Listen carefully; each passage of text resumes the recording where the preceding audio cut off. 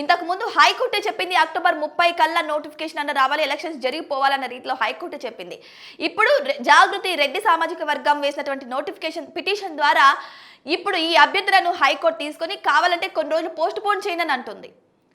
అంటే ఇదంతా చూస్తుంటే ఒక ప్లాన్ ప్రకారం మీకు అనిపించడం లేదా?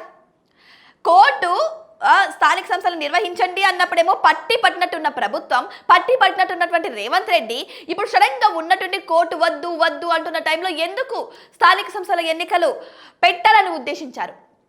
ఈ విధంగా చూసుకుంటే రెడ్డి సామాజిక వర్గం అంతా కూడా ఇప్పుడు రేవంత్ రెడ్డికి సపోర్ట్ చేస్తూ ఈ విధంగా పిటిషన్ దాఖలు వేసి కావాలని గేమ్ ప్లే చేస్తున్నట్టు అనిపించడం లేదా?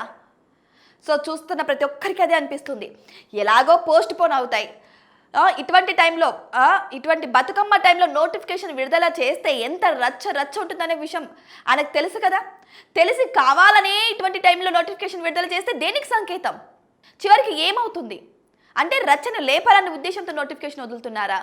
అలా జరగవని హైకోర్టు నోటిఫికేషన్ ఇచ్చిన తర్వాత కూడా ఇలాంటివి చేస్తున్నారా? ఎందుకు ఇదంతా కూడా దేనికోసం చేస్తున్నారు? సో నిజంగా ఆలోచించాల్సిన విషయం. ఒకసారి కరెక్ట్గా అందరూ ఆలోచించండి.